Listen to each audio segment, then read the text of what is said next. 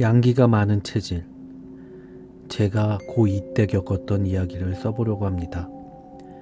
경험담이긴 하지만 겪은 이야기처럼 늘어놓는 건 자신이 없으니 소설식으로 쓰겠습니다. 고등학교 2학년, 그것은 정말로 애매한 시기라고 할 수 있지 않을까요? 1학년 때의 압박감과 열정도 희미해지고 3학년에 쫓기는 듯한 긴박감도 만들어지지 않을 때이죠. 그렇게 시기가 시기다 보니 훗날을 위해 공부를 하는 친구들보다는 학교와 선생님, 그리고 부모님의 눈을 피해 밖에서 놀러 다니는 친구들이 더 많았습니다. 물론 그 중에는 저 역시 껴 있었고요. 남들보다 더하면 더했지 덜 놀지는 않았던 것 같습니다. 처음에는 그냥 남들처럼 야자나 주말 자습을 빠져나와 PC방이나 당구장, 노래방에 가는 정도였습니다. 사실 정작 나가서 노는 것보다는 학교의 규칙을 어기고 밖으로 도망쳐 나온다는 그 스릴이 더 즐거웠던 것 같습니다. 그렇다 보니 점점 그냥 나가서 노는 걸로는 만족이 되지 않았습니다. 공부를 해야 할 고등학생이라는 신분을 떠안고 있었지만 그렇게 제 가슴 속에는 점점 답답함과 욕구불만이 쌓여갔습니다. 그리고 그것이 터져나온 건 여름방학 때였습니다. 시작은 친구와의 시덥지 않은 농담에서 비롯되었습니다. 우리 학교는 방학 중에도 물론 등교를 하기는 했으나 점심때까지 수업을 듣고 6시까지 자습을 하고 나면 전원이 학교하였습니다. 범생이 친구들은 학교 후에도 독서실에 가서 공부를 하곤 했지만 그런 친구들은 극소수였고 보통 학교 후에는 다 같이 모여서 놀기에 바빴습니다. 제 경우에도 학교를 마친 뒤엔 친구들과 시내에 모여 여기저기를 들리며 놀았습니다. 물론 집에는 친구들과 도서관에라도 갔다가 들어가겠다는 거짓말을 하고서였죠. 그러다 어느 날은 우리 부모님께서 급한 사정으로 집을 비우시게 되어 가장 친한 친구를 데리고 우리 집에서 놀게 되었습니다. 사실 우리 집에서 논다고 해봐야 할 것은 없었습니다. 누나가 하나 있긴 했으나 대학을 서울로 가서 집에 누나의 물건은 거의 없었죠. 우리 집에는 컴퓨터가 한 대밖에 없었기에 같이 컴퓨터를 하며 놀 수도 없었고요. 요즘은 많이 흔해진 비디오 게임기도 우리 집에는 없었습니다. 그래서 우리 둘이서 할 수 있는 거라곤 그저 소파에 드러누워 TV를 보는 것 뿐이었죠. TV 채널을 이리저리 돌리다 보니 여름철이어서인지 남양 특집 방송이나 호러 프로그램, 공포 영화들이 많이 보였습니다. 그러다가 채널이 멈춘 곳은 흉가 체험을 소재로 한 호러 프로그램이었습니다. 그렇게 한참 동안 무당이 흉가 안을 돌아다니며 떠들고 다니는 걸 보고 있던 친구가 말했습니다. 야, 저거 다 거짓말 아니냐? 나도 돈 주면 저렇게 하겠다.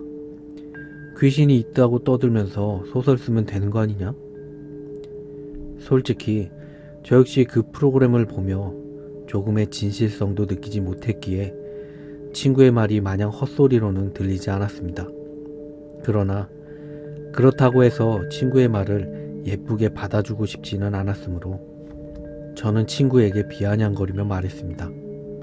야, 해봐라. 너 막상 가면 아무 말도 못하고 있을 거면서. 뭐? 가볼래?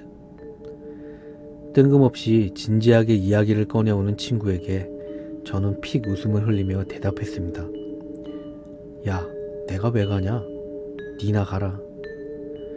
이게 또 여름에 더위를 먹었는지 헛소리를 하는구나, 그 정도로만 생각했던 저는 그 뒤에 나온 친구의 말에 당황할 수밖에 없었습니다. 왜, 겁나냐? 진짜 가보자니까? 야, 우리 동네에 그런 데가 어딨냐? 우리 동네 다른 데 찾아가면 되지? 그제야 친구 녀석이 진심이라는 걸 깨달은 저는 거부감이 들면서도 일면 호기심이 생기기 시작했습니다. 이야기로만 들어봤던 흉가체험, 인터넷과 TV에선 귀신이시고 하는 얘기를 수도 없이 봐왔지만 실제로 그렇게 됐다는 사람을 만난 적은 없었습니다. 저도 내심 그게 다 헛소문에 거짓말이 아닐까 생각하곤 했었는데 그 호기심을 친구가 찌른 것입니다. 결국 저는 친구에게 넘어가고 말았죠. 가보자 그럼. 야, 길게 끌 거 없이 이번 주 주말로 땡기자. 1박 2일로. 친구는 이미 의욕이 넘치는 모습이었습니다. 저 역시 기대감에 들떠 이번 주말에 바로 가버리자는 친구의 제안에 고개를 끄덕였습니다. 부모님께는 친구들과 주말에 독서실에 가겠다고 이야기하고서 저는 담력 체험을 할 준비를 했습니다. 장소를 정하는 데에는 그렇게 오래 걸리지 않았습니다. 우리 동네에서 가까운 흉가 중 가장 이름이 있는 곳은 영덕 흉가였기에 우리는 별 고민 없이 그곳으로 장소를 정했습니다. 그나마 가깝기는 하지만 그렇다고 해서 금방 갔다 올 거리도 아니었죠. 1박 2일로 다녀오려면 일찍 가야 하지 않겠느냐고 친구에게 얘기를 꺼냈지만 친구는 어차피 핵심은 밤이라며 느긋하게 가도 괜찮다고 대답하였습니다. 핵심은 밤. 그 장난 섞인 말에 괜히 소름이 돋았습니다. 인터넷에서 흉가를 찾아오는 타지 사람들을 현지 사람들이 좋아하지 않는다는 이야기를 들은 적이 있었기에 저는 주민들에게 길을 물어가는 것은 애초부터 계획에 제외하고 있던 터였습니다. 그리고 그때는 이제 막 스마트폰이 나타나던 시기였기에 우리 둘은 스마트폰을 가지고 있지 않았습니다. 그러나 다행히 그것에 대비하여 미리 조사를 해왔기 때문에 우리는 인터넷에서 알아봤던 장사 해수욕장까지만 길을 물어가며 도착했고 그곳에서 언덕 위를 살피다 보니 흉가는 금세 찾을 수 있었습니다. 의외로 차가 많이 지나다니는 도로 옆에 있었고 흉가 맞은편에는 웬 펜션도 하나 있는 것이 보였습니다. 흉가를 찾아다니는 사람들을 노리고 만든 펜션이라는 게 우리의 눈에도 훤히 보였습니다. 그렇게 흉가에 도착했던 시간이 7시를 약간 넘은 시간이었고 때가 여름이었던지라 아직 하늘은 그리 어둡지 않았습니다. 우리는 밤에 어디 처박지나 말자는 생각으로 간단히 흉가 주변을 둘러보았습니다. 흉가의 옆엔 웬 컨테이너가 하나 있었고 컨테이너에는 무슨 보살이라는 종이딱지와 매직으로 쓴 접근 금지라는 경고가 보였습니다. 친구와 저는 무속인의 허세일 뿐이라며 비웃고는 컨테이너 옆 흉가 쪽을 둘러보았습니다. 화장실로 쓰였던 걸로 추정되는 하얗고 작은 건물이 하나 있고 그 옆에 본 건물이 보였습니다. 우리가 올라오던 길목에는 좀 트이고 수도가 설치된 시설이 있었는데 나중에 찾아본 바로는 샤워장이라고 했습니다. 당시엔 그 흉가가 원래 뭐하는 건물이었는지는 조사하지 않았기 때문에 이상하게 분리된 건물의 구조에 의아하기만 했습니다. 무슨 집이었길래 화장실이 떨어져 있고 샤워장도 따로 있을까요? 나중에 한 거지만 그 집이 원래 횟집이었다는 건 흉가에 다녀온 뒤에 알 수 있었습니다. 우리는 괜히 지나가는 차들이 의식되어 조금 구석진 곳에서 이야기를 하고 휴대폰을 만지며 해가 지기를 기다렸습니다. 9시 정도가 되자 하늘은 완전히 어두컴컴해졌고 우리는 흥분된 마음으로 자리에서 일어나 흉가 쪽을 향해 걸어갔습니다. 워낙 유명한 흉가다 보니 다른 사람이 오지 않았을까 싶었지만 다행히 그날 그곳에 찾아온 사람은 우리 둘뿐인 듯 했습니다. 해가 완전히 진 뒤에 다시 마주한 흉가의 모습은 완전히 달라져 있었습니다. 한껏 음산해진 그 모습에 친구는 감탄하며 말했습니다. 와, 밤에 보니까 진짜 장난 아니네. 평소 같았으면 겁을 먹었냐며 놀려댔을 테지만 그 분위기에 압도된 것은 저도 마찬가지였기에 저는 그저 고개를 끄덕이기만 했습니다. 막상 밤 늦은 시간에 이런 곳에 들어가자니 조금 꺼려지기도 했으나 저 혼자가 아니라 친구가 옆에 있다고 생각하니 괜히 어깨에 힘도 들어가고 그다지 무섭게 느껴지지는 않았습니다.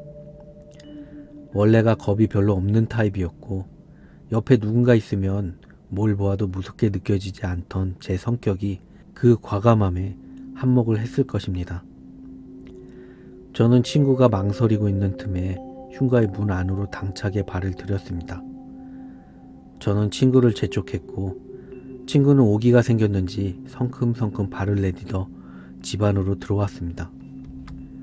처음에는 그 으스스함에 짓눌려 손전등을 이리저리 비추기만 하며 선뜻 깊숙이 들어가기가 힘들었으나 곧 적응이 되자 우리는 정말 놀러온 것처럼 집을 이리저리 돌아다녔습니다. 금방이라도 무너질 것 같은 나무계단, 창문에 적힌 살벌한 경고문, 부서진 문 너머로 보이는 수많은 달마도와 널브러진 이불들, 집 여기저기에 붙어있는 넝마가 된 부적들, 그리고 수풀이나 담쟁이들이 잔뜩 들어닥친 복도 등등이 이곳이 흉가라는 것을 새삼스럽게 느끼게 해줬으나 그 외엔 마땅히 다른 것을 보거나 느낄 수는 없었습니다. 우리는 서로 시덥지 않은 소리를 던지며 장난을 쳤습니다. 물론 진짜로 그럴 용기는 없었지만 그렇게 이곳저곳을 둘러보며 생각이 든 게 집주인이 다 치우고 간 건지 여기서 살았다고 하는 무속인이 다 치워둔 건지는 모르겠으나 생활의 흔적이 느껴지는 물건은 그 엉망진창인 방 외에는 거의 없었습니다. 슬슬 흉가 탐험도 지겨워지기 시작한 우리는 가장 나중으로 미뤄두었던 지하실로 향했습니다. 지하실 입구에는 온갖 낙서가 적혀 있었고 제일 눈에 띄었던 살려줘라고 적힌 빨갛고 큰 글자는 아직도 기억에 남아 있습니다. 지하실의 분위기는 지금껏 우리가 둘러봤던 흉가 지상과는 차원이 달랐습니다. 맞은편에 펜션이 내뿜는 불빛과 이따금씩 지나가며 차량이 비춰주는 짧은 빛이 들어오던 지상과는 달리 그것은 아무런 빛도 들어오지 않았습니다. 계단을 내려가는 발걸음이 자꾸만 느려졌고 지하 1층에 완전히 내려오고는 인터넷에 보았던 바닥에 고인 썩은 물을 조심하며 주위를 둘러보았습니다. 막상 내려오고 나니 또 별거 아니란 생각이 들어 저는 친구에게 장난을 치며 무속인 흉내를 냈습니다. 오기 전에 TV로 무속인의 모습을 보며 장난스럽게 이야기했던 나도 저럴 수 있겠다라는 말이 떠올라 했던 것이었습니다. 친구의 웃음소리가 지하실에 쩌렁쩌렁 울렸습니다. 지하실의 썩은 물을 밟고 싶지는 않았기에 우리는 계단 끄트머리에서 지하실을 이리저리 비추고 둘러본 뒤 다시 계단을 타고 지상으로 올라왔습니다. 생각보다 싱겁게 느껴진 흉가 체험에 우리는 서로의 담력을 과시하며 심야 버스를 타고 집으로 돌아갔습니다. 별 의미도 없는 바보 같다고도 할 수 있는 일이었지만 뭔가 해낸 것 같은 성취감도 느껴졌습니다. 혹시나 그날 밤 꿈에서 귀신이 보인다거나 혹은 가위가 눌리지는 않을까 생각이 들었지만 평생 살면서 가위 한번 눌려본 적 없던 저는 그날 집에 도착한 늦은 새벽녘에도 조용히 숙면을 취할 수 있었습니다. 다음날 친구에게 전화를 걸어 물어보니 친구도 별다른 기색 없이 잠을 잘 잤다고 합니다. 역시 흉가에 다녀와서 귀신을 보니 매일 가위에 눌리니 하는 건 다 거짓말이구나 그렇게 생각하며 다시 일상으로 돌아갔습니다. 그러다 제가 문제를 깨달은 것은 그 다음 주였습니다. 학교를 마치고 친구들과 당구를 치던 날이었습니다. 흉가를 함께 갔던 친구와는 다른 친구들과 시내에 함께 가서 시간을 때우는 중이었습니다. 그렇게 당구를 치며 잡담을 하던 도중에 들은 이야기가 시작이었습니다. 야, 요즘 학교에서 하도 까이다 보니까 잘 때마다 자꾸 가위 눌린다. 한 녀석이 삑사리를 내고는 변명처럼 중얼거린 말이었습니다. 저는 이놈이 괜히 쪽팔려서 헛소리를 하는구나 라고 생각하고 있었는데 옆에 있던 다른 친구 녀석이 맞장구 치며 말했습니다. 아, 나도 맨날 머리 풀어야 친 여자가 목 조르고 그러더라. 진짜 너무 무섭다. 진짜? 나도 머리 헝클어진 여자가 목 조르는데? 그 둘은 깜짝 놀라며 서로 그 여자의 인상차기를 이야기했습니다. 산발이 된 긴 머리 외에는 얼굴이 보이지 않았으나 길게 늘어진 혀와 드문드문 더러운 때가 탄 흰 원피스라는 옷차림이 서로 일치했습니다. 처음엔 둘이 짜고 저를 놀려먹으려나 보다 하고 생각을 했습니다. 상상이 갈 정도로 섬찟한 그 인상차기를 제게 슬쩍 들려주며 꿈에서 그 여자를 보기라도 하라는 식의 장난이라고 말이죠. 그러나 분위기를 보니 그런 게 아니었습니다. 이야기를 듣자 하니 둘 다 그 주 월요일부터 그렇게 가위에 눌렸다고 합니다. 둘이 어디 흉가라도 다녀왔냐고 묻는 순간에 제가 다녀왔던 영덕 흉가가 떠올랐습니다. 하지만 곧 그 두 녀석과의 연관성을 찾지 못하였기에 기억에서 지워버렸습니다.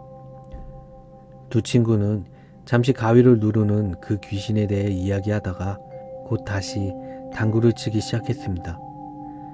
그렇게 그 이야기에 대해 잊어가다가 그 주 금요일에 여자친구를 만나 시내로 나갔습니다.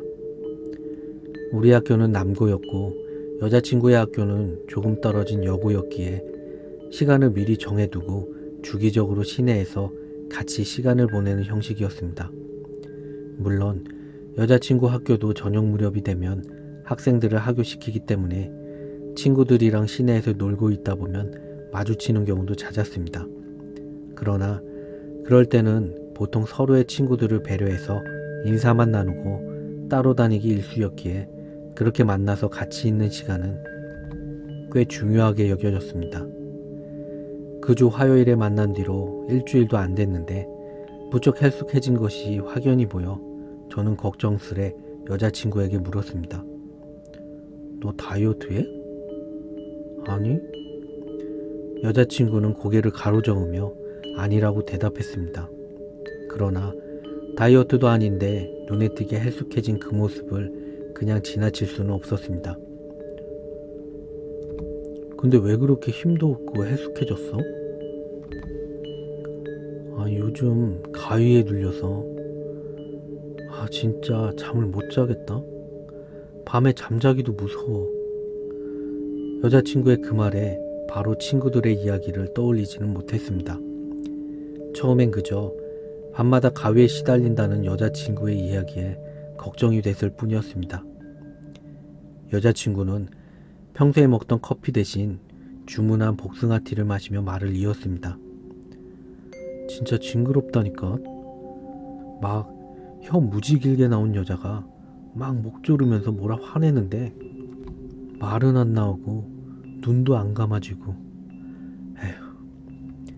그 말에 저는 깜짝 놀랄 수밖에 없었습니다. 어디서 들어본 묘사였으니까요. 그제야 저는 친구들이 얘기했던 그 여자를 떠올려냈습니다. 혹시 막 머리 산발이고 하얀 원피스 입고? 어떻게 알았어? 막 원피스에 때도 타 있고 그런 여자? 맞아. 와, 진짜 어떻게 알았어? 깜짝 놀라며 신기해하는 여자친구의 반응과는 달리 저는 심각한 고민에 빠졌습니다. 왜 제 친구들과 여자친구가 밤마다 가위를 눌리며 같은 여자를 보는 걸까 생각해봤습니다. 그 친구들과 여자친구 사이의 접점이라고는 단 하나밖에 없었습니다. 바로 저였죠. 왜 정작 흉가에 다녀온 저는 아무런 이상이 없고 일상처럼 지내고 있는데 제 가까운 사람들이 귀신을 보고 가위에 눌릴까요? 그런 고민을 하며 흉가를 같이 다녀온 친구에게 문자로 혹시 가위 눌리고 그런 건 없냐고 물어봤지만 그 친구는 여전히 아무런 이상이 없다고 답했습니다. 조금 이상하긴 했지만 그저 우연일 거라 생각하며 일주일을 보냈습니다. 그러나 점점 시간이 갈수록 가위에 눌리는 친구가 하나 둘씩 늘기 시작했고 여자친구는 점점 더 힘들어했습니다. 상황은 나아질 기색을 보이지 않았고 저는 어쩔 수 없이 여자친구를 데리고 무속인을 찾아야겠다고 결심했습니다. 무속인을 무시하고 깔보며 흉가에 다녀오기까지 했으나 이런 일이 막상 닥치고 나니 자연스레 그쪽에 의지하게 됐습니다.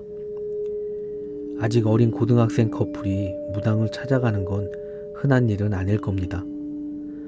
그런 일을 부모님께 말씀드리기에도 꺼려졌고 부모님도 제가 고생하는 것이 아니라 친구들이 가위에 눌린다고 이야기를 해봐야 이해해 주시지 않을 것 같았습니다.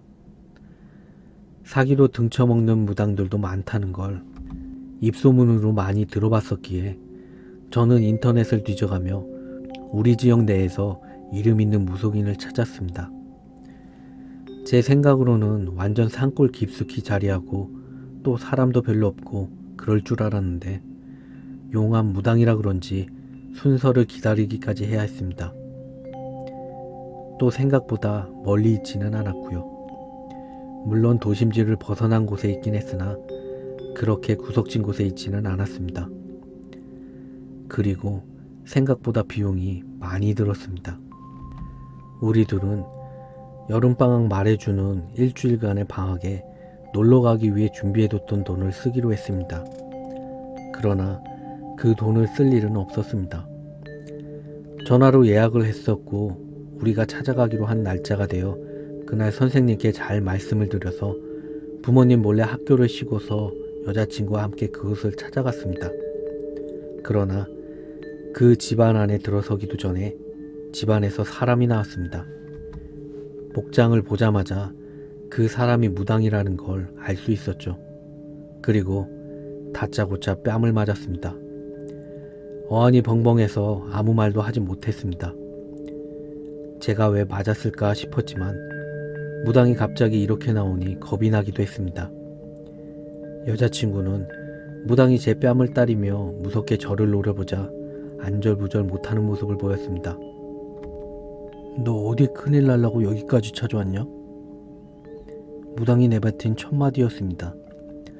전화로 예약할 땐 오라고 해놓고는 막상 가려니 밖으로 뛰쳐나와 뺨을 때리며 그렇게 말하니 황당하기 짝이 없었습니다. 저 예약하고 왔는데요. 처음엔 제가 어린 학생이라 어린 녀석이 어디 이런 곳을 찾아다니느냐는 소린 줄만 알았습니다. 사복을 입긴 했으나 우리 둘에게선 아직 어린 티가 확연히 드러났으니까요. 그러나 그 다음 무당이 한 말은 그런 것이 아니었습니다. 네 어릴 때 부모님이 그런 거 안 알려주든? 네 이런 곳에 함부로 오면 안 된다고?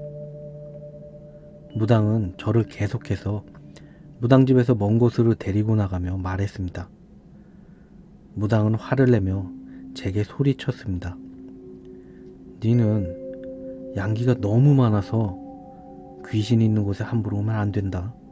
저는 그 말을 이해할 수가 없어. 일단 고개를 끄덕이기만 했습니다. 여자친구는 화를 내는 무당에게 괜히 겁을 먹었는지 제 팔을 꽉 붙잡았습니다. 네가 무당집에 들어오면 거기 귀신들은 물론이고 장군님까지 자리를 비켜야 한단 말이다. 그리고 그게 그걸로 끝나는 게 아니고 귀신들도 가만히 있지 않는다. 그쯤 되니 무당이 하고 있는 얘기가 조금씩 이해가 갔습니다. 요점은 제가 양기가 많은 사람이라 무당집에 들어가면 그곳의 귀신들이 자리에서 쫓겨난다는 얘기였습니다. 무당이 화를 내며 집 밖으로 뛰쳐나온 이유가 그것이었습니다. 무당은 제 여자친구를 흘끗 보고는 혀를 차며 제게 말했습니다. 근데 네가 멋대로 귀신터에 들어가니까 그 쫓겨나갔던 귀신이 네 주위 사람한테 들러붙어서 해코지하잖아. 너한테는 못하니까. 갑자기 핵심을 찔러오는 무당의 말에 저는 당황하여 말을 하지 못했습니다. 어떻게 알았는지 친구들과 여자친구는 괜찮을 것인지 어떻게 해결할 방법은 없는지를 묻고 싶었으나 무당은 바로 말을 이으며 제게 윽박질렀습니다. 사내 귀신들은 원래부터 그 자리에서 마음 잡고 나라 위에 죽었던 귀신들이라 네 쫓아서 따라오지는 않았다. 화가 머리끝까지 나서 당장에 네 죽이고 싶어 하지만 니를 어찌하지 못하니까 그냥 참고 있는 거다. 하지만 그 산의 귀신들 말고 거기서 죽은 처녀 귀신이 네 뒤를 쫓아온 거야. 또 무슨 말인지 알 수 없는 이야기가 시작되었습니다. 저는 무당의 불친절한 일방적인 설명에 혼란스러워지기 시작했습니다. 산의 귀신들은 뭐고 날 따라왔다는 처녀 귀신은 뭐란 말인가. 자세한 설명이 필요하다고 느껴졌으나 제게 무당의 말을 끊고 자세히 물어볼 용기는 없었습니다. 무당은 여전히 격양된 목소리로 말을 이었습니다.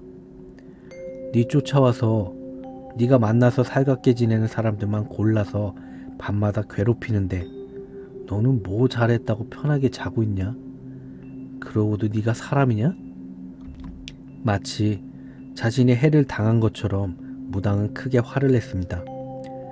제 탓에 제 친구들은 고생하고 있는데 저는 그것도 모른 채 편하게 지내왔음을 꾸짖고 있다는 것은 이해할 수 있었습니다. 저는 그제야 죄책감이 들어 눈을 내리깔았습니다. 그전까지 저는 무당들이 하는 소리들은 뻔한 이야기들을 찔러가며 역으로 정보를 얻어 사람을 속이는 것이라고 생각해왔습니다. 하지만 저는 이 무당에게 제가 흉가에 다녀왔다는 것, 그리고 제 친구들에 대한 이야기는 한마디도 하지 않았습니다. 그런데도 무당은 모든 걸 알고서 제게 화를 내고 있었습니다.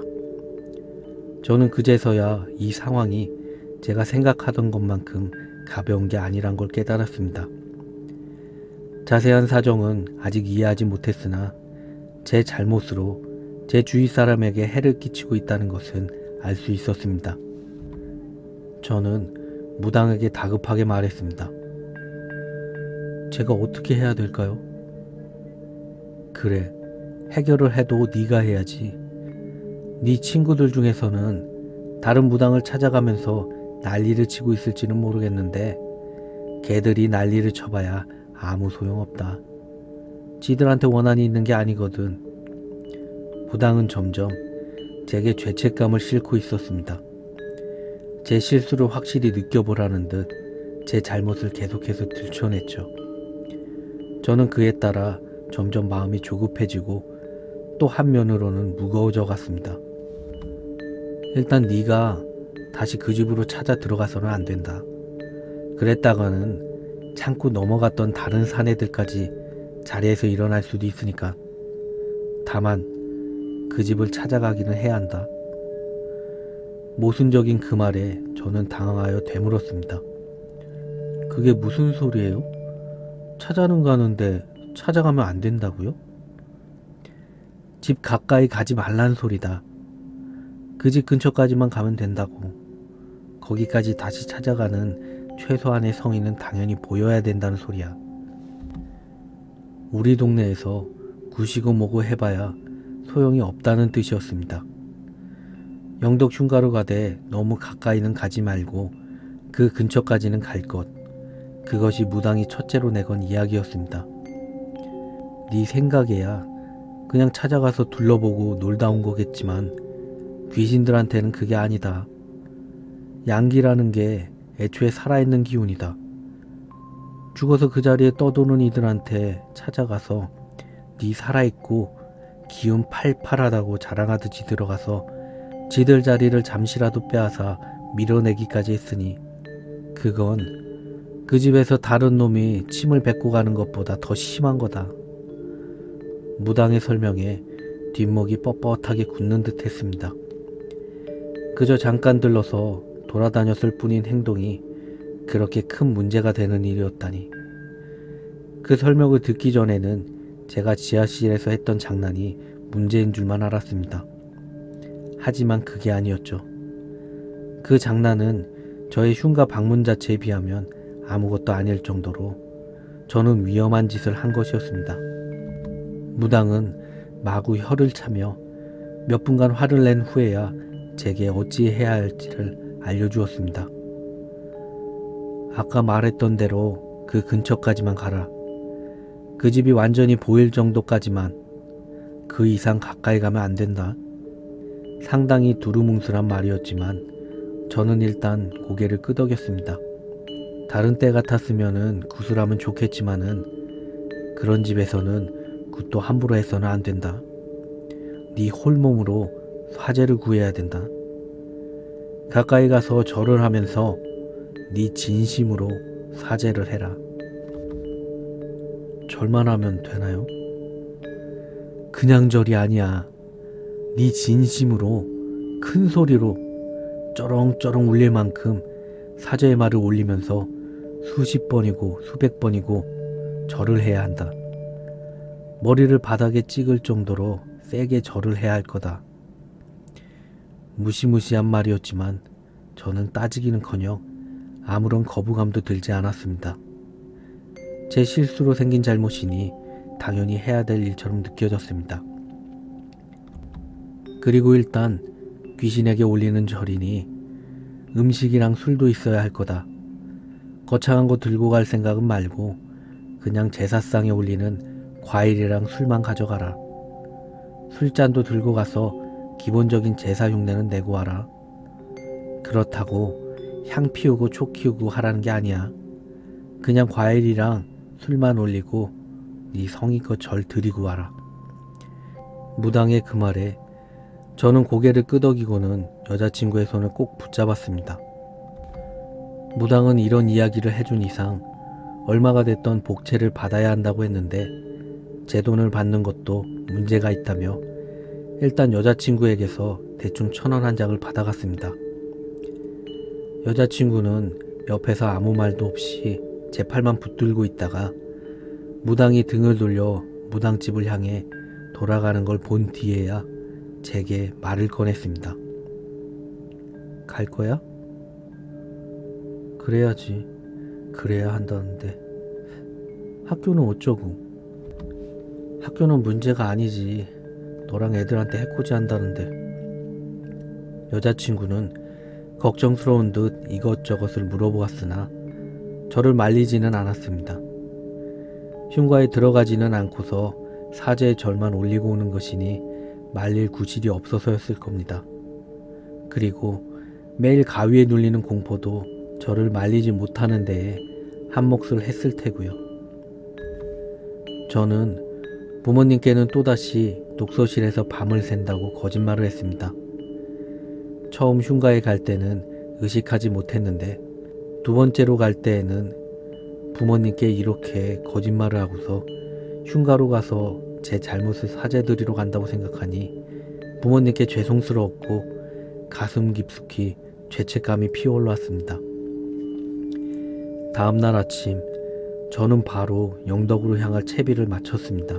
학교에는 몸이 좀처럼 나을 기미를 보이지 않는다고 거짓말을 했습니다. 제가 아무리 선생님들과 친하게 지내고 꽤 신임을 얻으며 지내는 녀석이라지만 이틀이나 연속으로 쉬게 되면 의심을 해서든 걱정을 해서든 학교에서는 집으로 전화해 볼 가능성이 컸습니다. 그러나 그런 것을 겁내서 주말로 시간을 더 미룰 수는 없었습니다. 과일은 아무 데서나 사도 괜찮았지만 미성년자가 술을 살 때에는 꽤 한정적인 조건이 붙었습니다. 아무리 제사술을 산다고 해도 일단 그게 다 청주다 보니 가까운 슈퍼에서는 모두 민증을 요구했습니다. 오늘이 제사라 심부름을 나온 것이라 해봐도 넘어가 주진 않았습니다.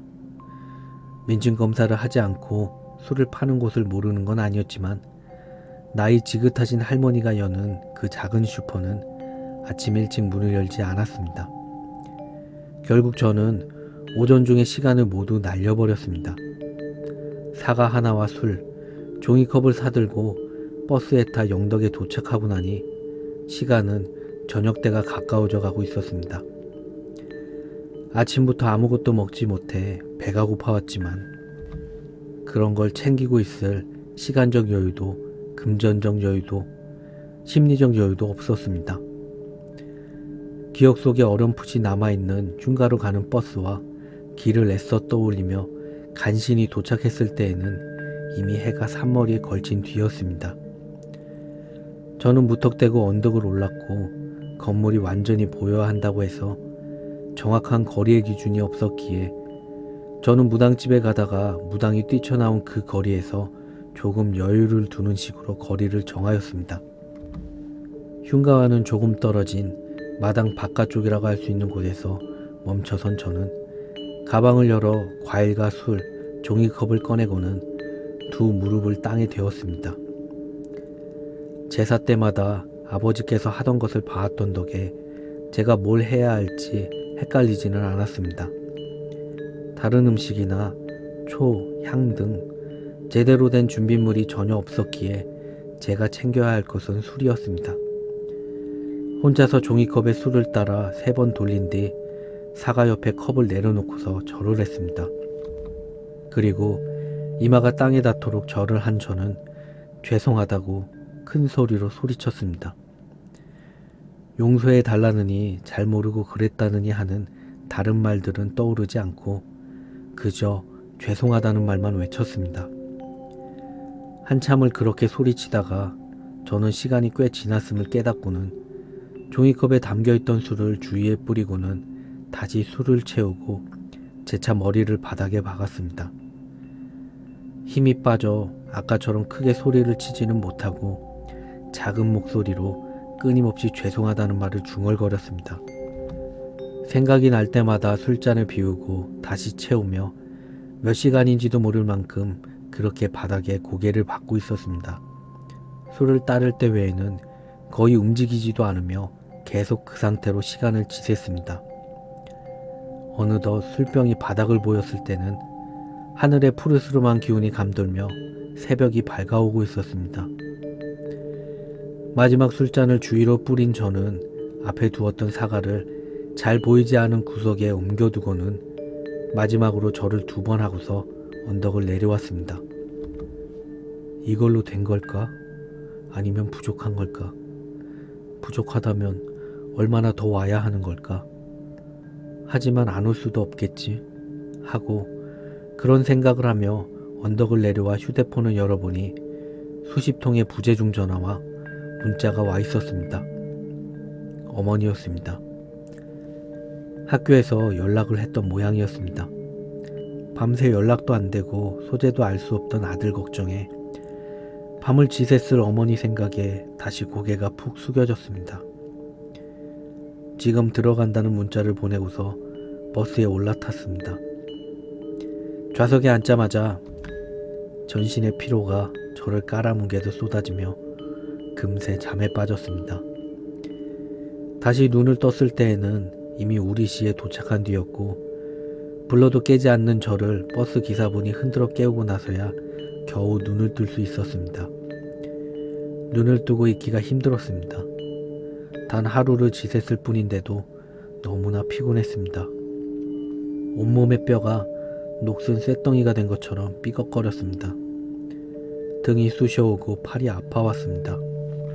종일 바닥에 대고 있느라 까지고 피가 나는 무릎과 손바닥, 이마보다도 그게 더 고통스러웠습니다. 집에 도착하자마자 보인 것은 거실에서 화가 난 표정으로 앉아있는 어머니였습니다. 저를 향해 고개를 돌리는 어머니는 저보다도 더 피곤해 보였습니다. 어디 갔다 왔니? 평소와는 달리 조금 쉰 듯한 목소리로 어머니가 말씀하셨습니다. 저는 대답하지 못했습니다. 어제랑 그저께 학교 안 갔었니? 어머니는 학교에 안 갔었냐고 물었고 저는 말없이 고개를 끄덕였습니다. 어머니는 잠시 말씀이 없으시다가 곧 다시 입을 여셨습니다. 뭐 때문에 그랬는데? 그냥 제가 잘못한 게 있어서 제가 수습했어야 됐어요. 죄송해요, 엄마. 그 말을 들은 어머니의 눈가에 눈물이 고였습니다. 저는 죄책감에 짓눌려 질식할 것만 같았습니다. 엄마한테 말하고 가면 안 됐어? 꼭 엄마 모르게 가야 됐니? 죄송해요. 어머니에게도 입에 붙은 듯한 그 죄송하다는 말밖에 할 수가 없었습니다. 어머니는 한참을 말씀이 없으시더니 뺨 위에 흐르던 눈물을 훔쳐내시며 고개를 돌리고는 말씀하셨습니다. 씻고 들어가서 자라. 저는 아무런 말씀도 드리지 못했습니다. 그저 어머니 말씀대로 몸을 씻고 제 방으로 들어갔습니다. 전날 아침에 헐레벌떡 뛰쳐나올 때는 만신창이었던 이불이 평소처럼 깔끔하게 정리되어 있는 걸 보자니 또 어머니께 죄송스러워졌습니다. 그러나 극도의 피곤함은 그 죄송스러움도 무색하게 곧바로 잠에 빠지게 했습니다. 다음날 아침에 일어나 가장 먼저 한 일은 여자친구에게 전화를 걸어 가위에 눌리진 않았는지 물어보는 것이었습니다. 전날에 한 일 덕인 것인지 여자친구가 절 안심시키려고 한 거짓말인지는 모르겠으나 그때 여자친구는 가위에 눌리지 않았다고 이야기했습니다. 학교에 가서도 저는 친구들에게 전날 밤에 가위에 눌렸느냐고 물어보았습니다. 다행히 다들 가위에 눌리지 않았다고 대답했습니다. 그 처녀 귀신을 꿈에 봤다는 친구가 하나 있긴 했으나 가위에 눌리지는 않았다고 말이죠. 제가 흉가에 찾아간 것이 전날 저녁 때부터였고 그 자리를 뜬 게 그날 새벽이었기에 당장에 효과가 있을 거라고는 생각지도 못했습니다. 그러나 다행히도 그날부터는 그 여자에게 가위를 눌리는 친구는 없었습니다. 간혹 가위에 눌렸다고 이야기하는 친구가 있긴 했으나 원래부터 가위에 잘 눌리는 친구였고 그때 목을 졸라댔다던 그 여자는 나오지 않고 그저 평범히 몸이 굳어서 움직이지 않는 가위였다고 합니다. 다행히 한 번에 용서를 받아낸 건지 잘 해결되긴 했으나 아직도 가끔 그때의 그 난리와 고생이 떠오르곤 합니다. 그저 장난일 뿐인 작은 행동이 제가 아닌 제 주위 사람들에게 해를 끼친다는 게 지금 생각해봐도 제가 고생하는 것보다 훨씬 끔찍한 일이었습니다.